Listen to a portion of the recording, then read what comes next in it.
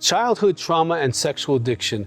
This is a really big issue. If you're struggling as a sex addict, you want to spend a few minutes with us and be encouraged about this topic, because it can play a big difference in whether you recover or not. If you've yet to subscribe, we have so many topics on trauma and sexual addiction. You want to subscribe, get all that information you can. We want you to get better. If you have a question, put it in the box.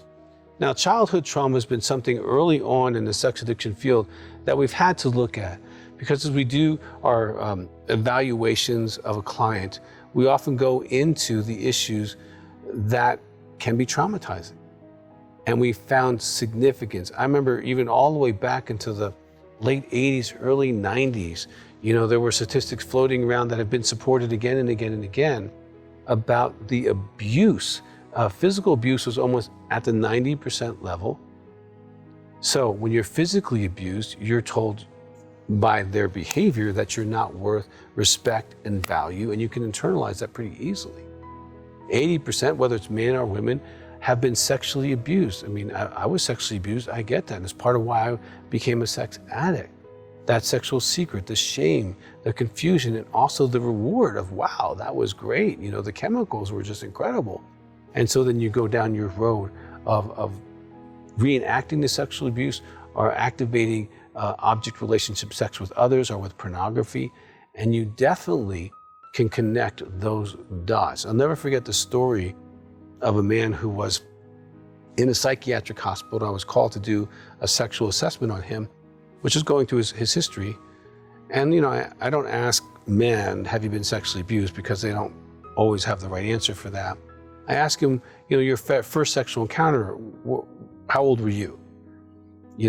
And so I asked him that question, and then he starts telling me a story. And the story went like this. He was about maybe 13 or so, and he was walking down his friend's house, banged on the door, and his friend wasn't there, dad wasn't there, the mom was there, and she sexually abused him. And they started having sex 2 or 3 times a week, every week, until he was married at 33. Now, why was he in a psychiatric hospital? He was suicidal because he was having 9 relationships outside of his marriage. And you guessed it, all of the women were old enough to be his mom. They were all 15 years older than him, 20 years older than him. He wasn't going for young women and having affairs. He was repeating his sexual abuse. I've had guys who've been homosexually abused by uncircumcised men who repeated the exact same behavior in their sexuality. And so that is definitely one of the things that can cause sexual addiction. And you can be spiritually abused. You can be neglected. I find a lot of sex addicts have neglect more from their fathers than their mothers, and they ache for affirmation, and so they seek it in pornography, they seek it in sexual relationships, in any direction.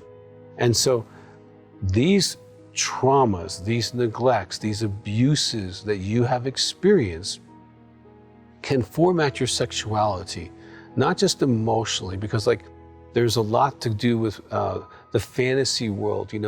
I have done masturbation and porn histories on over 5,000 men. And so I'm not just talking smack to you. I've sat in this for decades, almost 4 decades, evaluating sex addicts.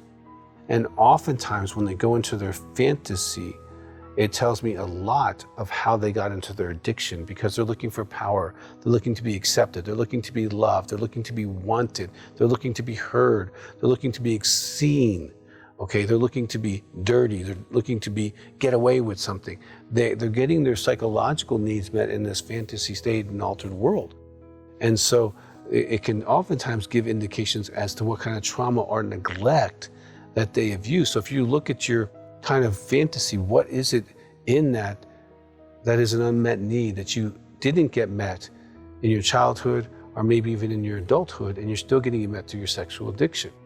That can be a player.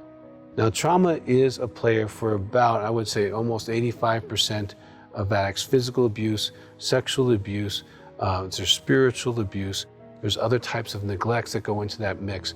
Would roughly be about that. About 15% of addicts don't have that. They came from good families, mom and dad loved them, they just got into pornography or masturbation, and they start ringing the bell, feeding the dog, and neurologically attaching themselves, hijacking their sexual reinforcement to an object and desiring that object even over people.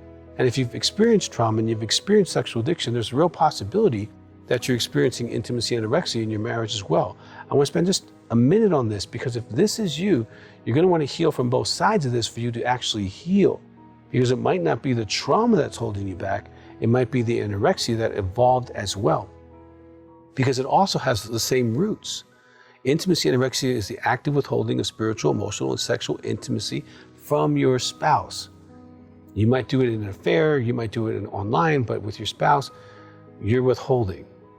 And it looks like this: you're too busy for them, you blame them for all the problems in the relationship, you withhold love from them, withhold praise from them, withhold sex from them. And it doesn't mean that you don't have sex, but you might not be present during the sex. You might jump out to that fantasy world.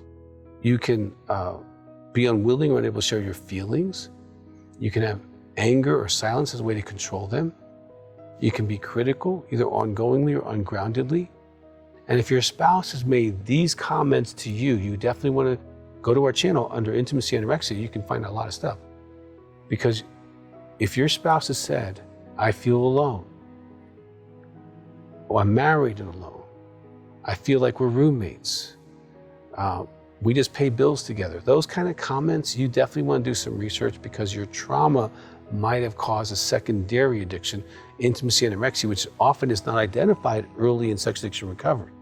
So if you're watching this, do yourself a favor and just Google the term intimacy anorexia, read through that material, because that's applying to you.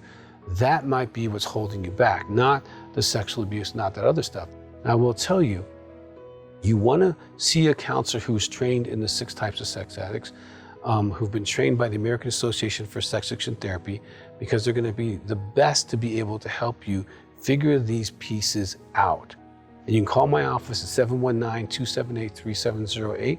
All the counselors are ASAT trained and certified by myself, and they've been doing this for quite a while.